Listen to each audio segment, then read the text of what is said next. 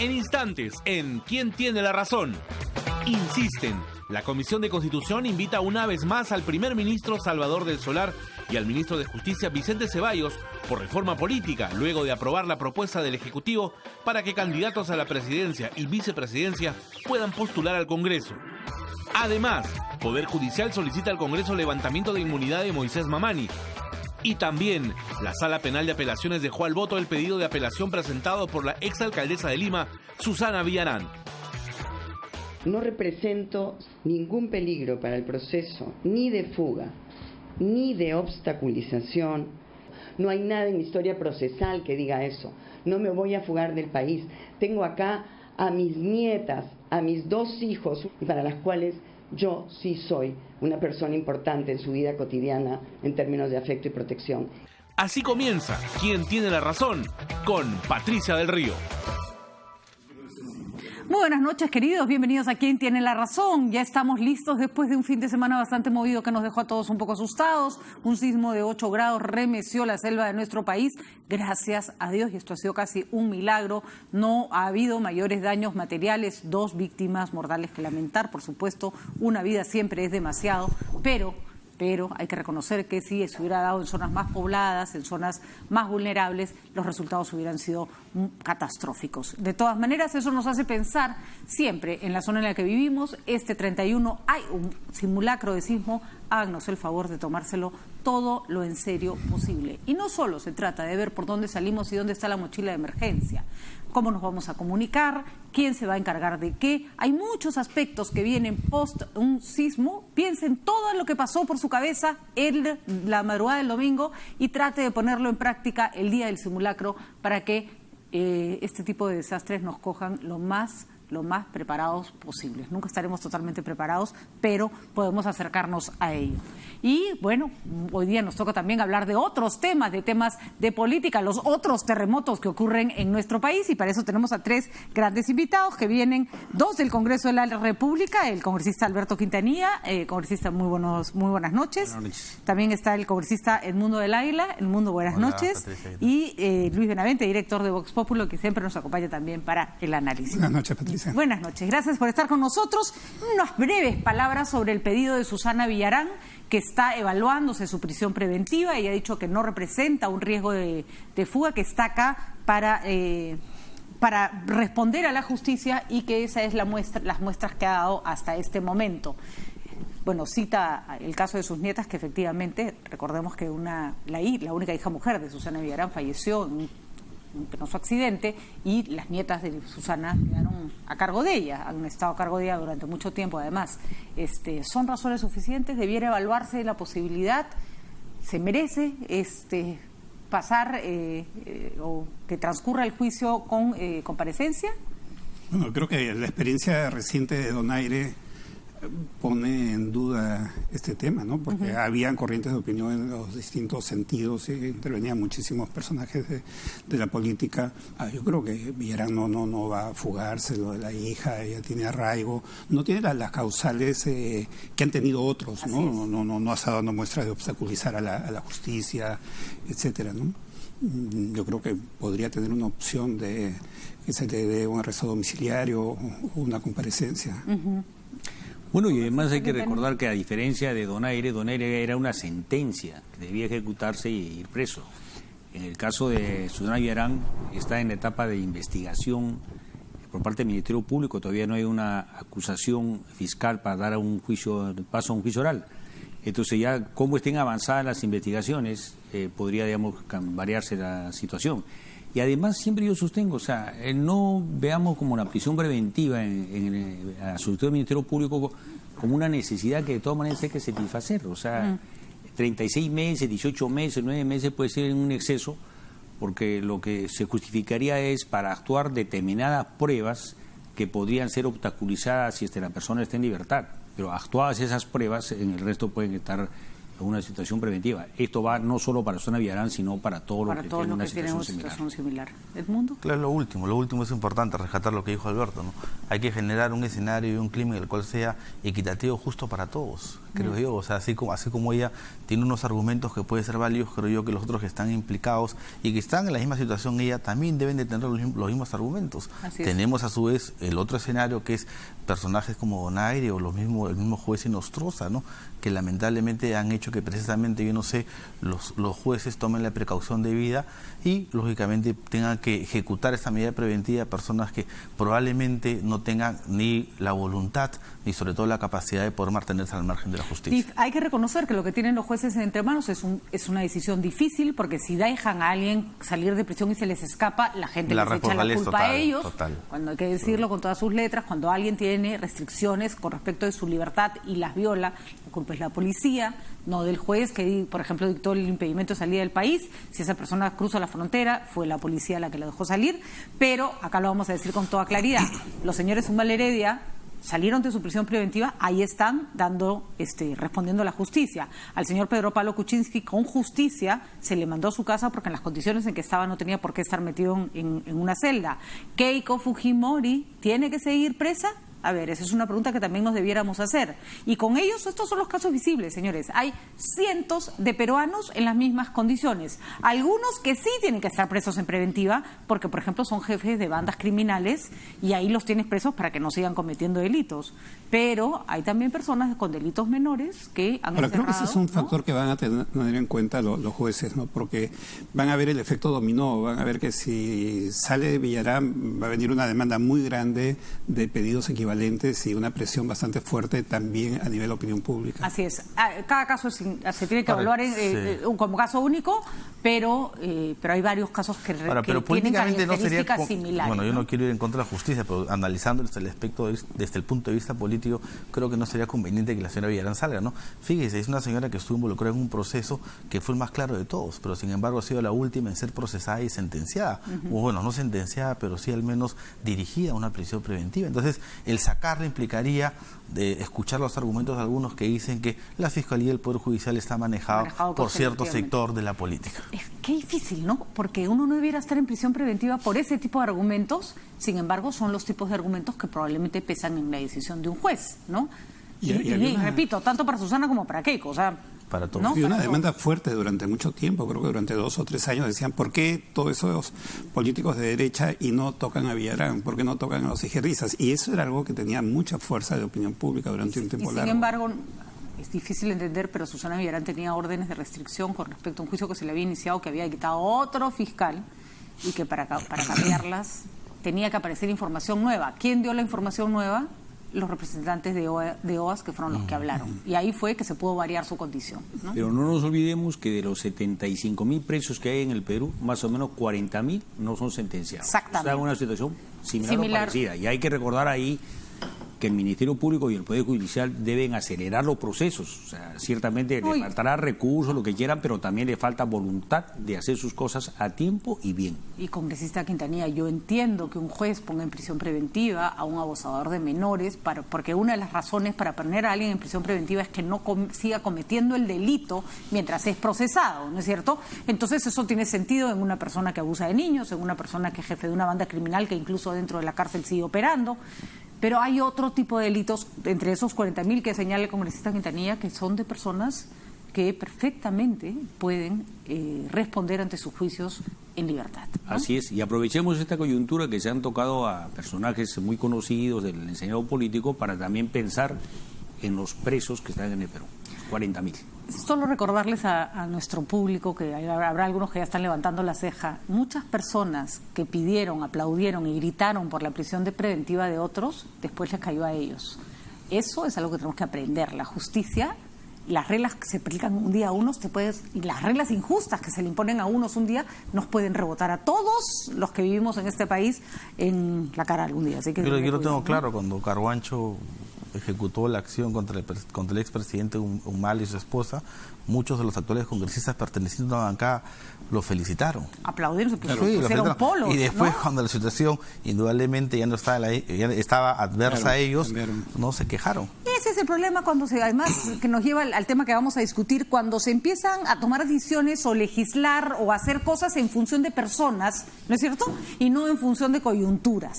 Sí. Buena parte de lo que está ocurriendo entre el Ejecutivo y el Legislativo el día de hoy tiene que ver, me parece, más con una guerra de personas que con una mirada más institucional, ¿no? Yo te pongo la ley de no reelección, entonces yo te saco la ley de de censura, de que no puedes hacer una moción de censura. Entonces, no puedes pedir una cuestión de confianza. Entonces empiezan unos a otros a tirarse proyectos de ley como si el mundo se terminara mañana y no hubiera un futuro político. Y ahí en nuestro recordemos país, dos ¿no? hechos. Uno, Alberto Fujimori siendo presidente dio la legislación para que el indulto humanitario tuviera las restricciones que después lo llevan a él que no se acoja. Y en segundo lugar, pero Pablo Kuczynski subió en su gobierno con un decreto legislativo el plazo de la prisión preventiva de 18 a 36 meses. Ahora, ahí sí, para determinados casos muy específicos, tal vez lo que no se previó, que eso es lo que no se ve cuando se hacen estas cosas, es que después los jueces tienen discrecionalidad. Y ahí el que no entendió bien de qué iba lo de los 36 meses, te mete preso 3 años. Lo que pasa es que muchas veces la norma legal está muy condicionada por lo que pasa en el momento, ¿no? Así es. A ver, ahora tenemos en la agenda, entiendo, un tema sobre si los candidatos presidenciales pueden ser candidatos al Congreso. Eso se quitó en su momento porque queríamos curarnos no en salud, sino al revés, de espanto, de miedo, para que no se repita la historia de Fujimori, ¿no? Pero ahora más bien estamos rebobinando una situación equivalente, lo cual demuestra que siempre o muchas veces se legisla para el momento y no pensando en el Perú ni en el futuro. Ahora, pregunta, porque es muy válido lo que dice Lucho, pero ¿no será más bien que se legisló en el momento para evitar Fujimoris y lo que hemos hecho es crear una ley que hace que las cabezas de lista, que son los candidatos a la presidencia, queden fuera del espectro político? ¿Cuál es el sentido, y gracias Lucho por introducir este primer tema, cuál es el sentido de que se apruebe una ley de esta naturaleza? Esto ya se aprobó en la Comisión de Constitución y lo que busca es que aquella persona que postula a la presidencia pueda también postular al Congreso, ¿no es cierto? Entonces no sale presidente, pero entra al Congreso de la República. A ver, Edmundo, si tienes una explicación para nosotros. Bueno, primero, ¿cuál es la posición partidaria?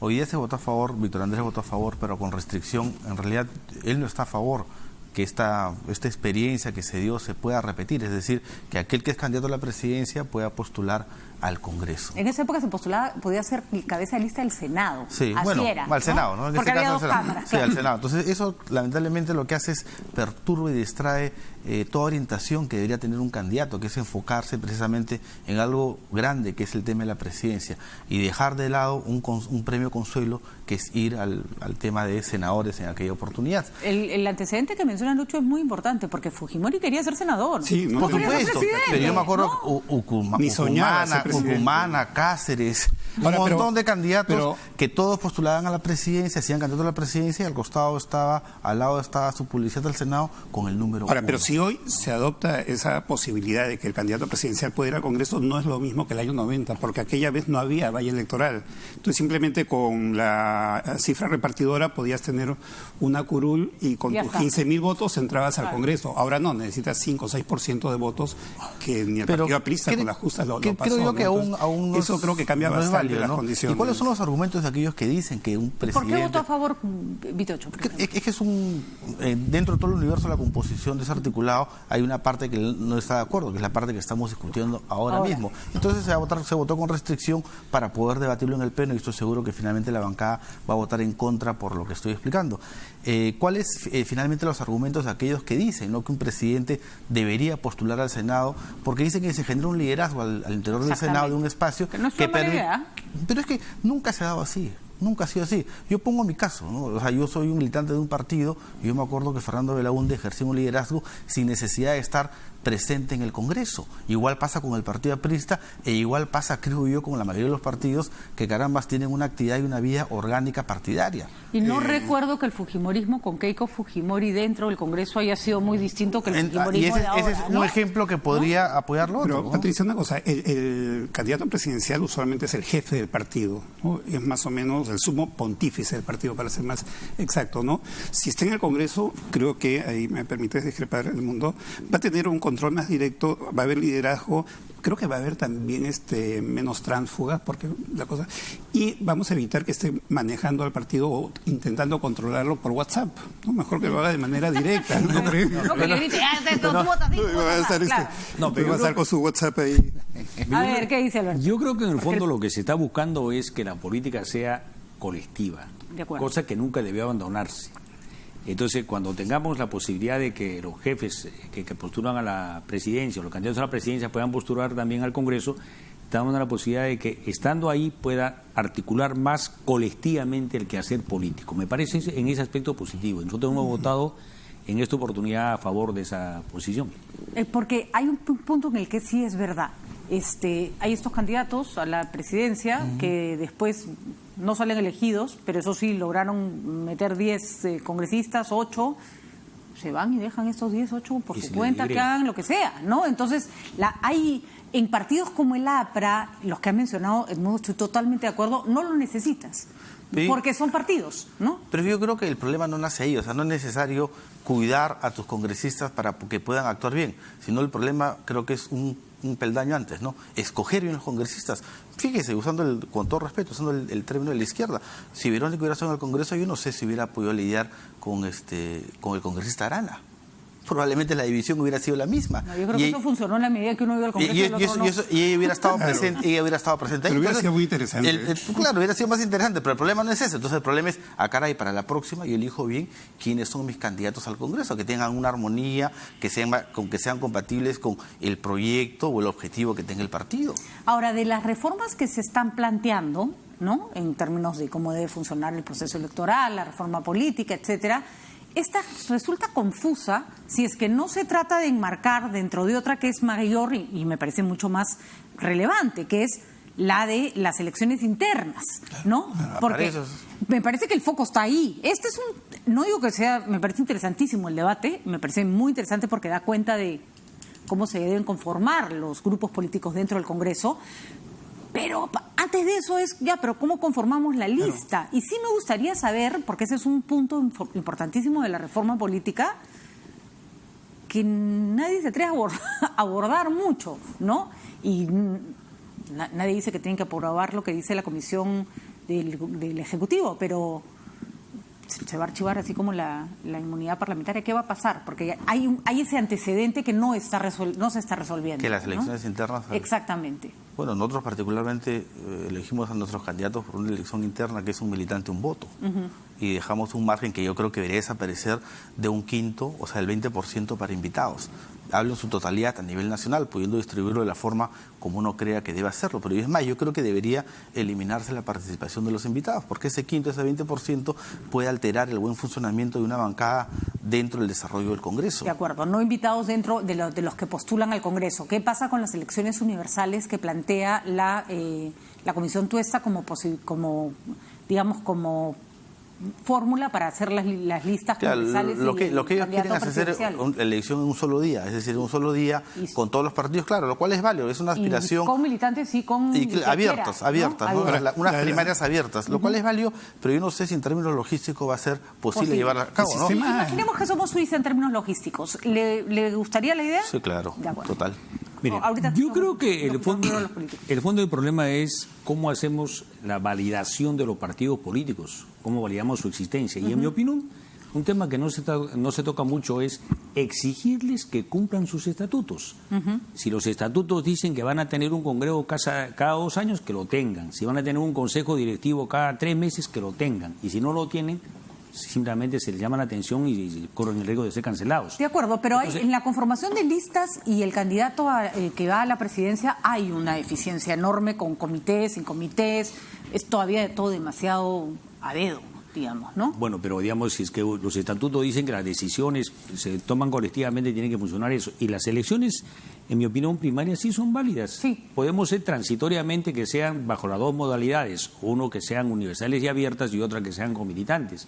Lo ideal sería, cuando ya tengamos partidos institucionalizados, que funcionen, que cumplan sus eventos periódicamente, finalmente serán solo entre militantes. Pero mientras tengamos lo que es ahora, todavía una situación en la cual no se valida la existencia por el cumplimiento de los estatutos, sino por la cantidad de firmas, hay un periodo de transición. Hay siempre esta idea con la que yo estoy en absoluto desacuerdo, cuando le dicen a las personas, bueno, pues no te quejes de ese congresista porque tú lo elegiste.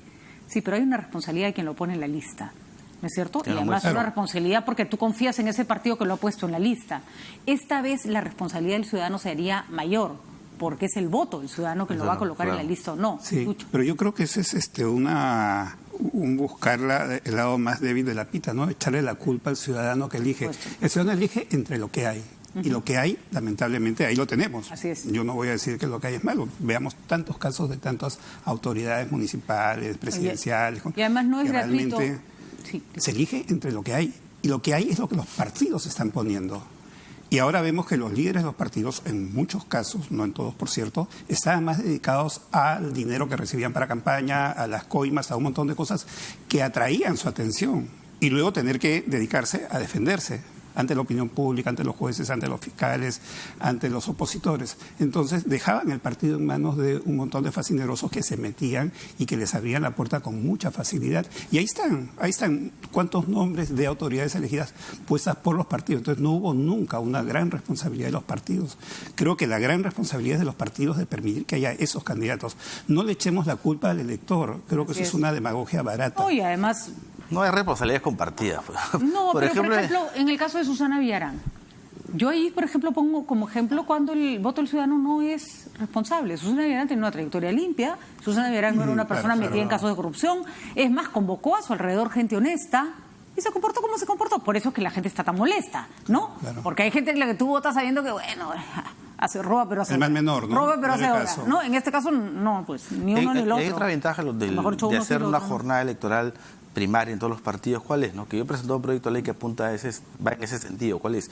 Que muchos de los candidatos, al menos pasó en Acción Popular, algunos se presentaron a la interna con Acción Popular, perdieron y terminaron postulando por otro partido. Entonces, el hacerlo en un solo día hace que finalmente no tenga la alternativa y la posibilidad.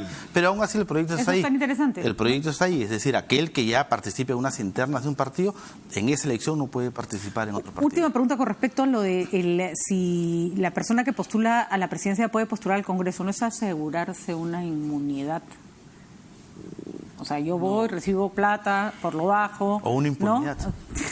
No, pero y ahí pues me meto al Congreso y si encuentran que en mi campaña entró plata sucia, lo siento, yo estoy en el Congreso y... No, pero digamos, ahí hay que recordar que la inmunidad de ninguna manera debe proteger en cualquiera de las alternativas que haya a los que cometen delitos comunes. Yo le voy a decir una palabra, congresista, Donaire. Por eso que nosotros planteamos de que quien levante no sea, digamos, juez y parte, o sea, Congreso, sino sea...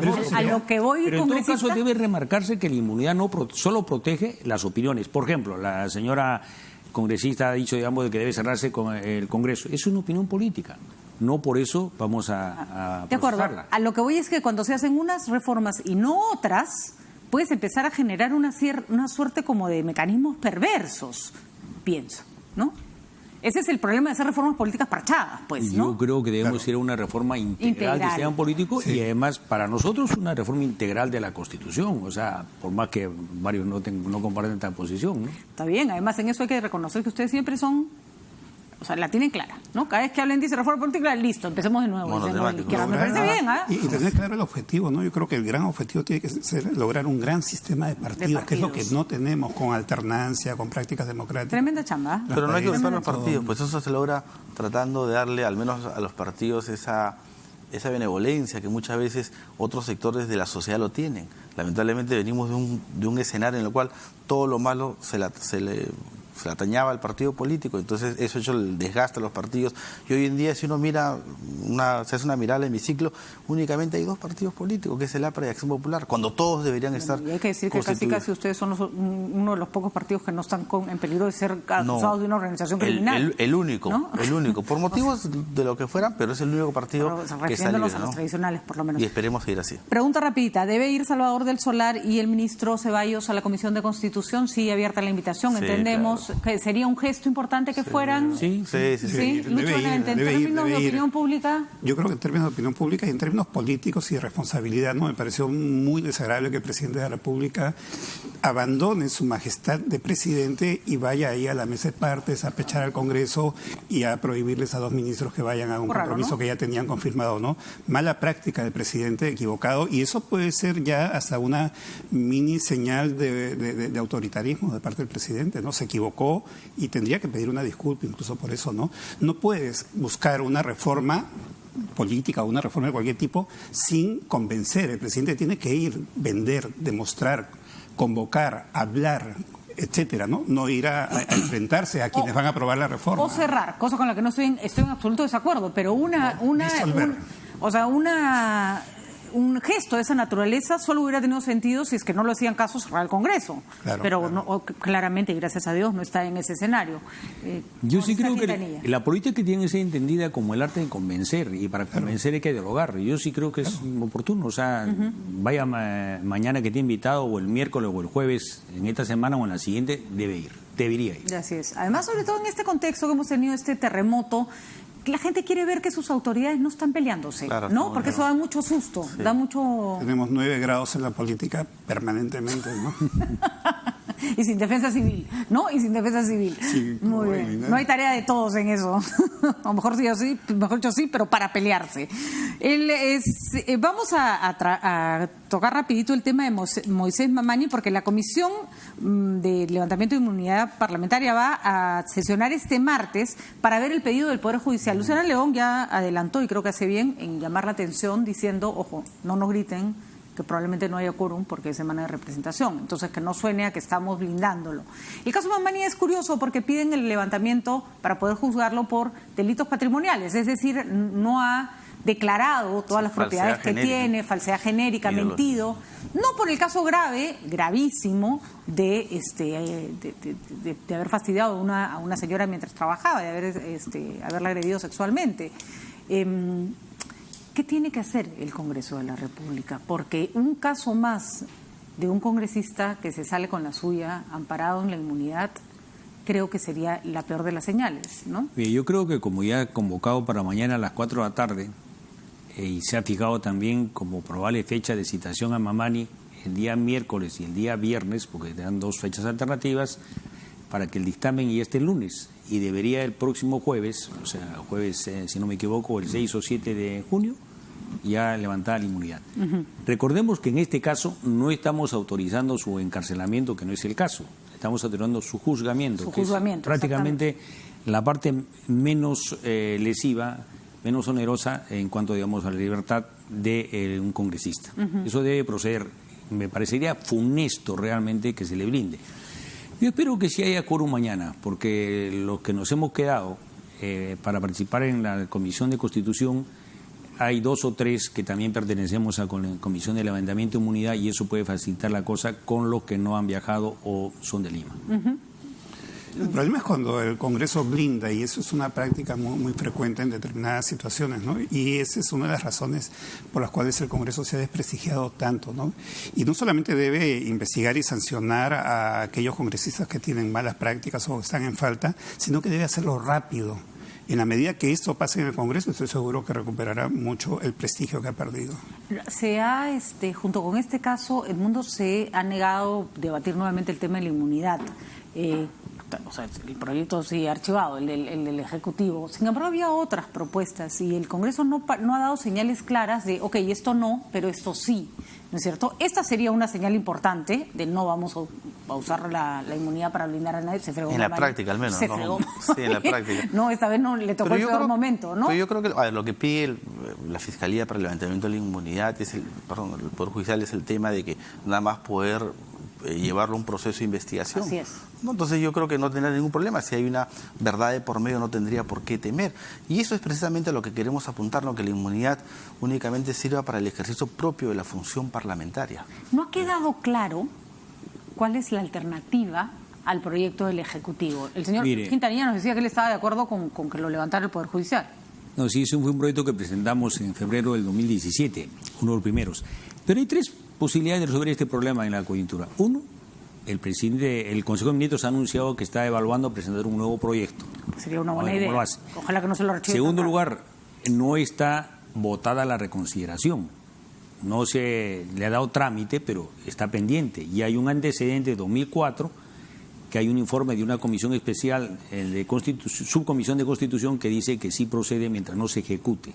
Y no se había, cuando se presentó por escrito, no estaba ejecutado, no está firmado el dictamen. Y en una tercera alternativa, nosotros vamos a presentar un dictamen en minoría. Hay un dictamen que ha aprobado el archivamiento. Nuestro dictamen en minoría va a decir de que se apruebe la legislación propuesta. Entonces, tiene que ir al Pleno. Son las tres posibilidades. No hemos querido forzar el día de hoy que se tome una decisión, porque lógicamente tenemos que buscar convencer a los propios de Fuerza Popular y a los propios apristas, ¿no? Para que pongan, digamos, rectifiquen su posición equivocada desde nuestro punto de vista. Edmundo, las alternativas planteadas desde Acción Popular. Nosotros estamos recogiendo todo lo planteado por Valentín en su momento. No se olviden que Valentín, allá por inicio de los años 2000, planteó una reforma política. Sí, claro. Pero en aquella oportunidad el tema de la inmunidad no era un tema tan sensible como el que se vive hoy en día. Entonces lo que estamos haciendo, estamos recogiendo punto por punto en base a los 12 proyectos cuáles fueron las alternativas planteadas en el 2000, ¿no? Y indudablemente en temas que hoy en día generan mayor discusión, vamos a fijar una nueva posición, y una de ellas es el tema de la inmunidad. Así que estamos en pleno proceso de evaluación. Sí, de evaluación, pero en términos generales, ¿cuál es el concepto que la gente, creo yo, de pie entiende, ¿no? El congresista únicamente debería tener inmunidad para el ejercicio propio de la función congresal. Es decir, por ejemplo, tomando el caso del señor Mamani, situaciones como estas, ¿no? Él aparentemente falseó en su declaración. Entonces, bueno, si es así, que procede el levantamiento y que él pueda responder en los espacios respectivos si es inocente o no. Pero no tendría por qué blindárselo. Otra vez nos olvidamos de la historia cuando nos ponemos también congresistas amparados en la inmunidad que han hecho lo que le ha dado la gana y gente blindada ha habido por muchísimo tiempo. Hay una época en que entre los comepollos y los no sé qué, habían muchos. Podremos, un día me voy a tomar el trabajo de ver toda la lista de escándalos que ha habido durante mucho tiempo. La Comedor, todos los que se comían algo que era justamente lo que... Perro, había... habían cometido delitos y se escondían en el Congreso de la República. Pero lo cierto es que, por ejemplo, en la época del fujimorismo, cuando se coparon todos los poderes del Estado, el Congreso incluido, hubo todo un grupo de congresistas que pudieron hacer investigaciones que luego sirvieron para una serie de cosas porque tenían independencia. Yo me imagino el poder Judicial o la Fiscalía de la señora Blancanelia Colán decidiendo el futuro de un congresista y se acabó. El caso Orellana. Creemos que eso no se puede repetir, claro que se puede. El caso Orellana, ¿no? Que es uno de los casos, digamos, exitosos en los cuales el Congreso aportó mucho al tema de la justicia. Se logró gracias a eso, a la inmunidad que tenían algunos congresistas de tener, creo yo, esta figura legal de poder seguir... Por supuesto, Víctor Andrés fue el que encabezó todo esto, de poder seguir investigando. Entonces, fíjese, eso es como todo en la vida, ¿no? Una herramienta tú la puedes usar o para el bien o para el mal. A veces el mismo congresista hace el uso indistinto de para el bien o para el mal, bueno, ¿no? Sí, claro. No estoy refiriéndome a nadie en particular, pero también es verdad, y eso siempre se ve, por ejemplo, en redes sociales, un congresista que dice una barbaridad absolutamente falsa sobre alguien y la respuesta es, yo a usted no lo puedo creer porque usted tiene inmunidad, ¿no? Entonces, hay su lado A y su lado B. De todas maneras hay que buscar un equilibrio. Interesante saber que el tema Mamani puede reactivar una discusión en mejores términos, ¿no? O al menos un acercamiento entre el Congreso y el gobierno central, ¿no? De poder sentarse nuevamente a conversar. Lo que dijo, creo, Alberto Salvas está bastante claro. Es una discusión que merece seguir, al menos no merece seguir, merece iniciarse siquiera, para ver qué es lo más conveniente. Lucho, ha bajado considerablemente la aprobación de Vizcarra. Su desaprobación ya está sobre los 50 puntos. La tendencia a la baja es imparable. El tema de la presentación en el Congreso con su carta de protesta, ¿Qué efecto puede haber tenido? Claro, él sigue acudiendo al mismo recurso y las cosas se agotan, eso es lo que no ha medido, ¿no? Digamos, él lo que hizo fue, durante todo un semestre del año pasado, buscarse buenos enemigos, los congresistas, el Congreso, Fuerza Popular, el APRA, qué sé yo, y con eso sintonizaba con, digamos, deseos políticos de la mayoría de peruanos, ¿no? Entonces, eso le permitió subir, y eso que estaba en el mensaje, en el discurso, estaba en la acción, porque estaba en el referendo y allí había un tema anticorrupción, entonces todo el circuito estaba cerrado, ¿no? Pero luego se acabó el referendo y ya no tiene el presidente tela para cortar. Entonces está volviendo al mismo recurso de golpear a un buen enemigo. Pero el buen enemigo ya le dio todo lo que tenía que darle, ya le aportó todo el beneficio que él esperaba. Y ahora no se trata de buscar nuevos enemigos, ¿no? No, como o esperar Juan, que se recuperen y después volver a... Bueno, como decía Juan de la Puente, parece un análisis que podría sonar cruel, pero es absolutamente realista. Sin Alan García, cuando no tienes esa oposición, Keiko presa, ¿no? Estás solo, entonces la gente ya solo te mira a ti, ¿no? Claro. Es más difícil, ¿no? Y por otro lado, claro... No hay frente a quién ser heroico, digamos. No tienes un buen enemigo. Así es. No tienes... Un enemigo grande, fuerte, al cual golpees para ganar, ¿no? Y por otro lado, tampoco tiene grandes recursos políticos, no es un tipo de una lucidez política de hacer grandes cosas, ¿no? O sea, se deja llevar por un 2+2 y ha olvidado que también había que actuar en el terreno de la acción. Pues, a ver, 2 años después de la hecatombe del Niño, nombran a un nuevo presidente del organismo que va a arreglar las cosas. Con problemas. Pero cuando tenías que mostrar resultados y cuando Vizcarra ya llevaba 1 año, igual, delincuencia, inseguridad ciudadana, anemia, etcétera. Esto no podría... tiene resultados en su gestión. Suena utilitario, pero vamos a ser realistas. Un tema como lo ocurrido en el Perú el día de ayer, el terremoto, que ha afectado buena parte de las carreteras de las Vamos, la infraestructura en la selva está súper golpeada, hay que ver nomás los caminos. Cajamarca también. Otra vez puede ser, Cajamarca, muy duro, otra vez puede ser una oportunidad de demostrar que puede hacer. ¿La perderá otra vez el presidente? Yo creo que el gobierno le falta planificación y tiene que presentar un plan.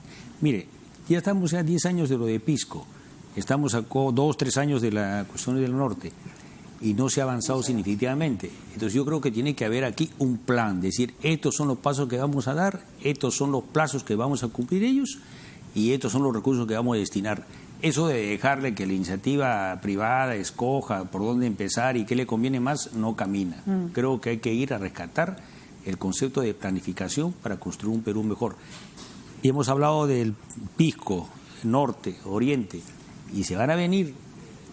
Ojalá no vengan las heladas y granizadas en el sur. Si vienen, va a ser todo el país. La mayor caída es en el sur y en el oriente, ¿no? Que son las zonas más contestatarias. Sí, sobre todo en el oriente. Sí. Porque se sienten abandonados también, ¿no? Porque hay una sensación de abandono. Yo particularmente valoro mucho el trabajo que hacen las autoridades cuando hay un desastre natural como un terremoto. Valoro mucho a los ministros, creo que se ponen las pilas. Hay que reconocer que el trabajo, esta vez la reacción de las autoridades locales a nosotros que estábamos al aire durante las primeras horas del terremoto nos dejó gratamente sorprendidos. Alcaldes de pueblos muy chiquitos que habían a oscuras. Imagínense, en medio del terremoto no pueden ni evaluar lo que ha pasado porque no ven nada, porque no tienen luz y que habían tomado, control de la situación. Pero el presidente habló, la primera vez que se dirigió a la población ya eran las 6:30 de la mañana. Ya eran las 6:30 de la mañana. Yo decía, no esperamos de él un balance de lo ocurrido, pero sí una voz de aliento, ¿no? Un silencio demasiado prolongado. Y ahí es donde uno encuentra a un presidente que le cuesta tomar una decisión, ¿no? Lo que pasa es que yo creo que el presidente Vizcarra ha esquematizado, ha limitado su actuar en 2 aspectos, el aspecto político y el no político. En el aspecto político es cierto, hasta diciembre del año pasado creo yo que él obtuvo los créditos y los réditos que él esperaba. Y ese crédito ya no tiene nada más. Y que se los trabajó, digamos, hoy en día sí los trabajó, pero hoy en día insiste con ese aspecto cuando ya no le da rentabilidad, ya no es rentable, porque ya hizo todo lo que tenía que hacer. Pero en el otro lado está el tema de la acción, de convertirse en un presidente coyuntural a un verdadero estadista. Entonces no logra superar esa valla y ese concepto. Él no ha demostrado ser estadista. Y el tema, hay 8 indicadores, el tema de la anemia se ha incrementado, las exportaciones no han crecido en nada, por el contrario, han disminuido. Y con el tema de China, Estados Unidos, la cosa se va a poner peor. El crecimiento del Perú va a ser un punto menos de lo planificado, y eso, ojalá fuera así. Inseguridad ciudadana. La inseguridad, todo lo que pasa en Lima, todo lo que pasa en Lima, en algunos distritos, y le atañan la responsabilidad a los alcaldes, no es el alcalde, es el gobierno central, porque es la policía. es la policía. Van a llegar un número determinado de policías hoy en día a Lima por el tema de los panamericanos, pero mi pregunta es, ¿qué va a pasar cuando los panamericanos terminen? Esa policía va a tener que regresar a provincia y de nuevo Lima va a quedar sin seguridad o descuidada. La pobreza ha subido un punto. No, la pobreza ha subido un punto, es decir, todos los indicadores van en contra del actuar del presidente, pero sin embargo, él todavía se toma la molestia de caminar unas 6 cuadras, acercarse al Congreso y mermar y mellar la figura presidencial. Pero ojo, que eso no tendría un efecto tan negativo si la economía estuviera mejorando, si la seguridad ciudadana... Por eso lo digo. Al contrario, sería, mira, ahí va el poderoso, ¿no? Por eso le digo, ¿no? este aspecto, el aspecto de la acción no lo ha manejado. No lo ha manejado. Y no lo maneja, parece que tiene asesores nada más por un lado, pero bueno, ya se le acabó pues. Y yo repito, yo estuve en contacto ese día del terremoto con más de un ministro preguntando, ¿no? Y me pareció muy sensato que no salieran a dar información que no tenían confirmada. Recordemos que Alan García, y no lo hizo de mala voluntad, en el terremoto de Pisco no tenía la información, salió a decir que no había pasado nada y al rato había más de 200 muertos. Pero no se espera del presidente que a los 5 minutos salga a decirte cuántos muertos hay. No, se espera que salga a decir, no, tranquilos, estamos en control de la situación, estamos evaluando, tendremos información segura en unas su rol, horas, ¿no? Porque cuando habló, daba un reporte que lo podía dar un órgano de defensa civil. No, y hablaba de la mochila de emergencia, Sí. decía, por amor a Dios. O sea, el mensaje al presidente le corresponde hablar de dar aliento, dar esperanza, dar un mensaje que llegue al corazón de las personas, de movilizar, decir que ha dado órdenes para movilizar al aparato del Estado para dar ayuda.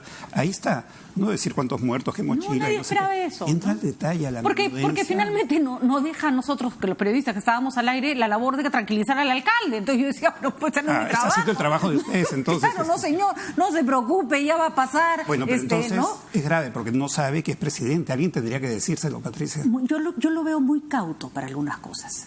Muy cauto. Y como para sumar el que estábamos diciendo... Yo no pensaría eso. Su rol. ¿Ah? Cauto de ninguna manera. El rol de presidente. Es que cauto quiere decir a veces asustado, ¿no?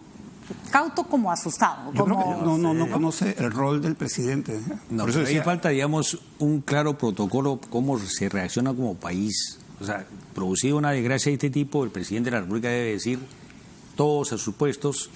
No, ya hay un protocolo previo. Lo peor de todo, congresista, es que eso sí estaba pasando. Sí. El del COEN estaba en su sitio, el del INDECI está en su sitio, los ministros estaban movilizados, pero la orden era nadie habla hasta que hable el presidente.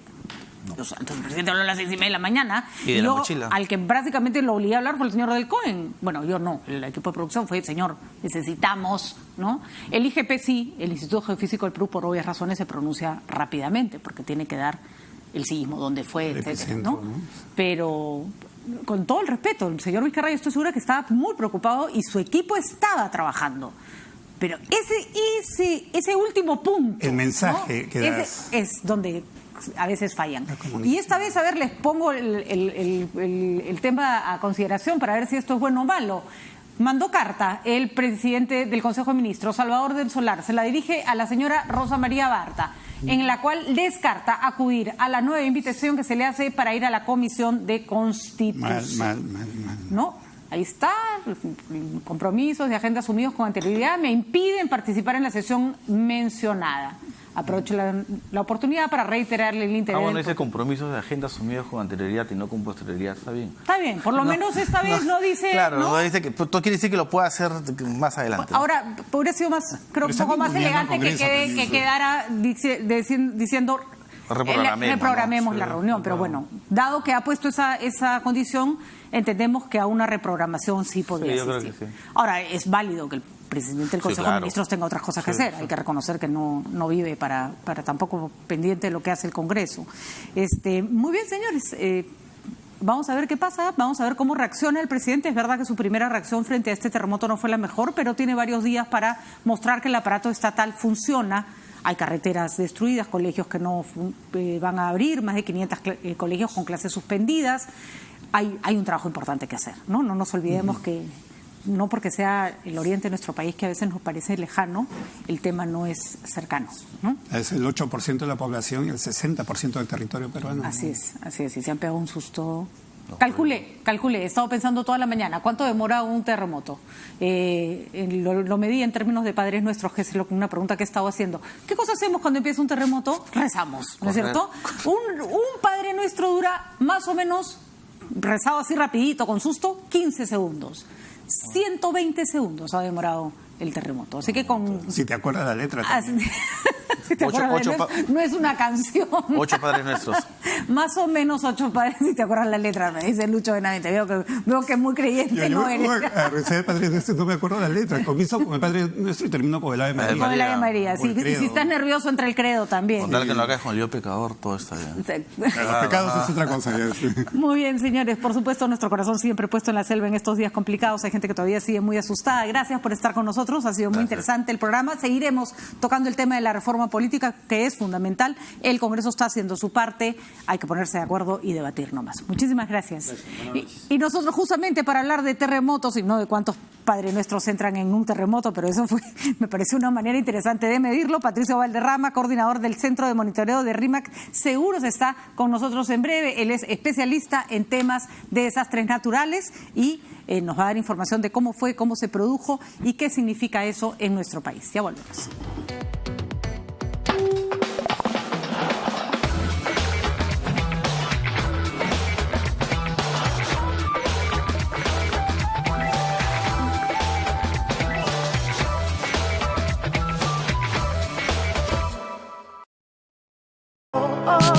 Vive las experiencias más inolvidables con América Bonita de Despegar. Compra tu vuelo a Miami desde $312, exclusivo pagando con tarjetas de crédito BBVA por la app. Despegar, vivir viajando.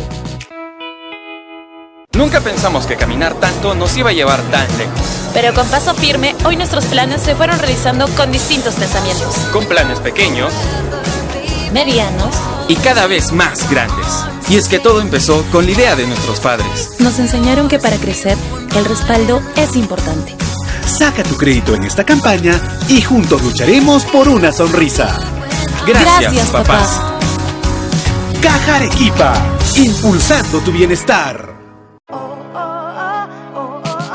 Vive los atardeceres más inolvidables con América Bonita de Despegar. Ofertas hasta en 12 cuotas sin intereses. Además, compra tu paquete de vuelo o alojamiento a cualquier destino con 20% de descuento pagando con tarjetas de crédito BBVA solo en la app. Despegar, vivir viajando. ¿Qué idioma habla el Perú? Ogari Matsigenga Oniagani Magaiketiro Peroque. Perú marca Aymarazo. Perú ka achuaran chichaba. Perú suyuja jesguasimitan riman. El Perú no solo habla español. Revaloricemos nuestras lenguas y mantengamos viva nuestra historia. 27 de mayo, Día de las Lenguas Originarias del Perú, junto a Pluspetrol y RPP. Vive los atardeceres más inolvidables con América Bonita de Despegar. Ofertas hasta en 12 cuotas sin intereses. Además, compra tu paquete de vuelo o alojamiento a cualquier destino con 20% de descuento pagando con tarjetas de crédito BBVA solo en la app. Despegar, vivir viajando. Radio Oxígeno.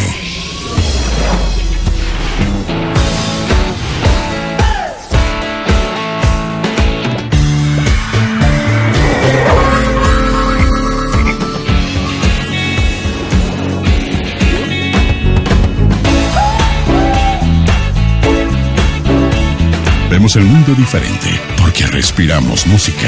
Radio Oxígeno, clásicos del rock and pop. Vive las experiencias más inolvidables con América Bonita de Despegar. Compra tu vuelo a Miami desde $312, exclusivo pagando con tarjetas de crédito BBVA por la app. Despegar, vivir viajando.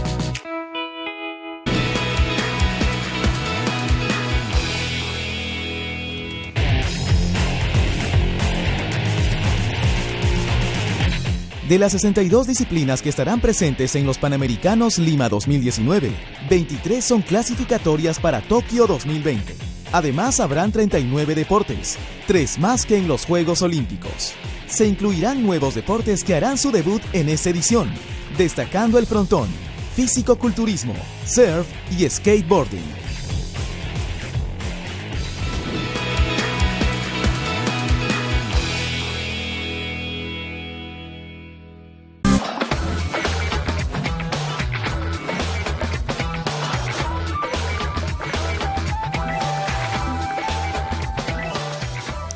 Patricio Valderrama ya está con nosotros. Él es en este momento coordinador del Centro Monitoreo de RIMAC Seguros, pero además es una persona a la que siempre consultamos porque, como es especialista en temas de desastres, tiene siempre información actualizada, correcta y muy seria. Con él vamos a analizar dos cosas. Primero, las características raras de este terremoto que hemos tenido en el Perú. Y segundo, la proliferación de información falsa, información alarmista, a la que tenemos que aprender a detectar para no hacerle caso. Es decir, qué cosas podemos saber minutos después de un terremoto, qué cosas no podemos saber, qué cosas se pueden predecir, qué cosas no se pueden predecir. Patricio, gracias por estar con nosotros. Patricia, muchas gracias por la invitación. Larguísimo. Ya he dicho yo antes de que entraras al estudio que si un Padre Nuestro demora 15 segundos en rezarse, 120 segundos, sí. Entonces nos entran 8 Padres Nuestros, más o menos. Por lo ¿no? menos. Eso duró el terremoto. Más ¿no? los nervios seguramente entraban más. Porque rezamos más sí, rapidito, bueno, ¿no? hay que considerar que duró 120 segundos en la zona del epicentro, ¿no? Aquí en Lima seguramente se sintió mucho más. A mí me pareció que fueron más. ¿No? Sí, claro, fue seguramente cerca de 3-4 minutos por un tema de la reverberación y de la amplificación y del eco que hacen las mismas ondas sísmicas. O sea, 20 Padres Nuestros nos podríamos haber largado tranquilamente mientras nos movíamos. Y sí, claro, y eso ha sido un evento muy importante, ha sido un magnitud 8.0, es un evento de gran liberación de energía que nos recuerda cómo tenemos que estar preparados y cómo tenemos que comportarnos y movilizarnos en caso de una emergencia. Cosas que nos han llamado la atención. ¿Por qué se abrió la tierra, por ejemplo? Que no es algo que se vea siempre, ¿no? Hemos visto estas grietas al lado de los ríos y las carreteras también todas hundidas, ¿no? Ya, ¿qué pasa? De hecho, eso es muy típico del comportamiento del terreno y las ondas sísmicas. Ajá. ¿No? Que la selva está ya saliendo de una temporada de lluvias. Ahí en la selva llueve mucho. Llueve, no sí. como en Lima, acá no llueve. Ahí llueve, llueve, ¿no? Sí, por supuesto. Nosotros monitoreamos ese tipo de eventos las 24 horas del día y llueve, y cuando llueve mucho, ¿no? Esto sumado al suelo, a la naturaleza del suelo, que es básicamente arenoso por la extremada presencia de ríos, ¿no? Eso más las ondas sísmicas producen unos desplazamientos laterales cuya expresión superficial son las grietas. Algo parecido tuvimos en Tambo de Mora, en Pisco Playa, en Chincha, con un evento también de gran magnitud como fue el terremoto del 2007.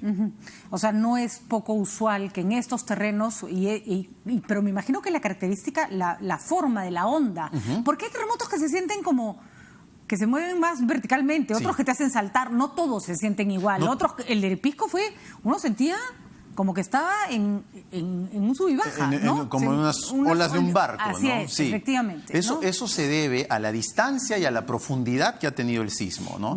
Mientras que el terremoto de Pisco, que es nuestra comparación más cercana, ¿no?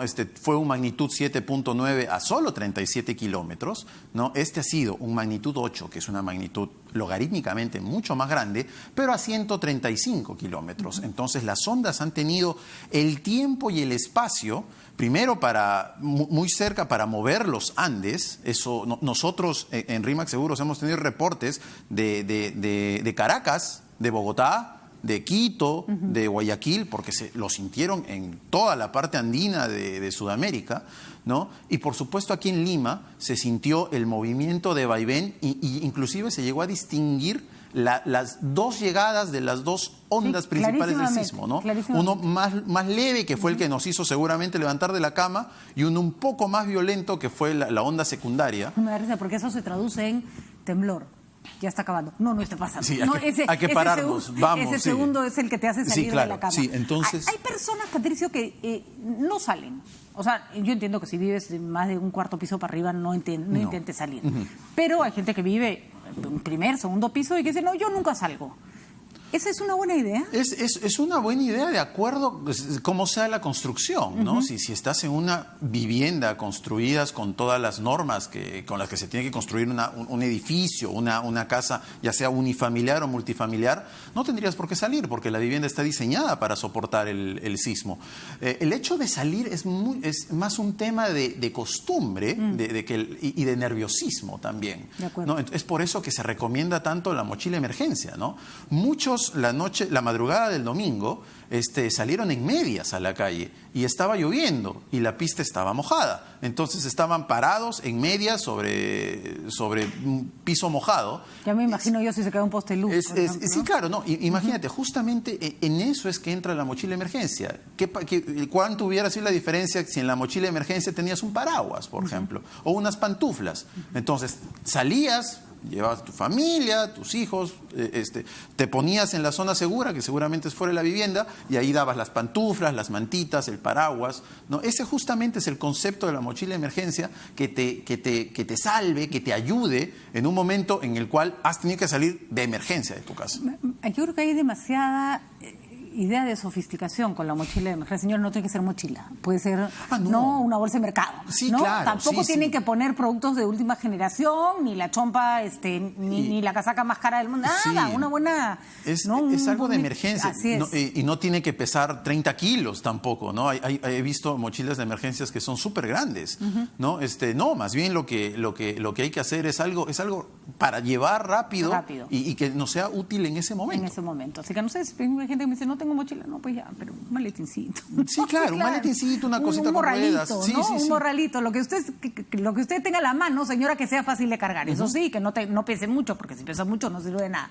Alguna de las preguntas que queríamos hacerte, Patricio, era sobre las cosas que se dicen después de los terremotos. Tenemos algunos registros, Catalina, de audios y de... Vamos a escuchar un audio, por ejemplo, que se ha estado difundiendo el día de hoy. Patricio nos va a explicar por qué no es una noticia confiable. La otra placa se encuentra hasta el momento en el aire, según se sigue moviendo. Por eso aún sienten que la Tierra vive un poco. Esto en el transcurso de esta semana, o en el transcurso de horas, o en el transcurso de máximo un mes, se puede asentar la siguiente placa. Por favor, mucho cuidado. Este es un audio que viene supuestamente desde Ecuador, que dice que una placa se ha sentado sobre otra, pero que algo así como que que en cualquier momento se van a volver a desplazar y que va a venir otro gran terremoto. Sí. Esta tontera circula por los WhatsApp de muchísima gente. Muchísima gente. Te cuento, ese audio tiene casi 2 años de antigüedad. Ajá. Nació después del terremoto de Mantas, en Ecuador. Y por supuesto que no tiene sentido alguno. Una placa no puede quedar en el aire. O sea, si nos ponemos a analizar cada frase, no tiene sentido. Lo importante aquí que la gente que tiene que conocer es que hay fuentes oficiales, ¿no? La fuente oficial en el Estado peruano es el Instituto Geofísico del Perú. Hay cuentas para seguir en redes sociales, hay información para seguir en redes sociales, ¿no? Que comparten información fidedigna. Y no hay motivo para compartir este tipo de audios realmente. Ver, si le ponemos un poco de cabeza y de sentido común. Si los científicos supieran que hay una placa que quedó en el aire, vamos a ponernos en el mundo imaginario de que esto pudiera ocurrir. Sí. No se quedarían sentados pues esperando que nos caiga un terremoto en la cabeza, ¿no? Ya nos hubieran avisado. Es decir, no hay información secreta que ustedes se guarden, ¿no? Que pueda salvar vidas. Eso es insólito. Eso es insólito y de hecho yo no conozco ni un ejemplo. Yo he hecho investigación más de 15 años en este tipo de fenómenos y no existe tal cosa como información súper secreta, súper clasificada, como hay algunos audios que también llegan, que mi amigo que tiene el sobrino en la marina sabe que viene un tsunami y ya están evacuando a su familia, pero no, o sea, no existe tal cosa, mucho menos en esta época, que la información está en todo lado y disponible para todos. Uno de los casos que se pueden, por ejemplo, prevenir, que son muy terribles, son las erupciones de volcanes.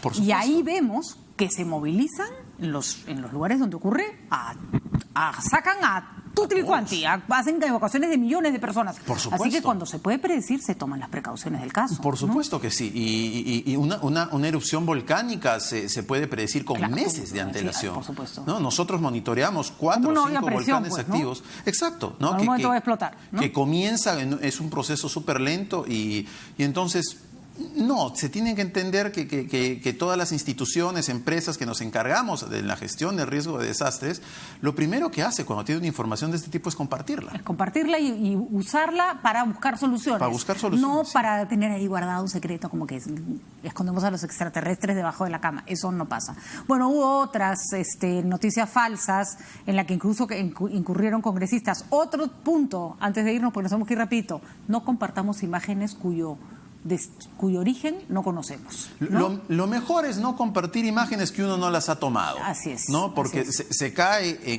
después de todo, el daño de un terremoto es básicamente el mismo, sea acá, sea en Nepal, sea en Chile. Son viviendas colapsadas, edificios colapsados. Podemos cometer el error de compartir una imagen que no sea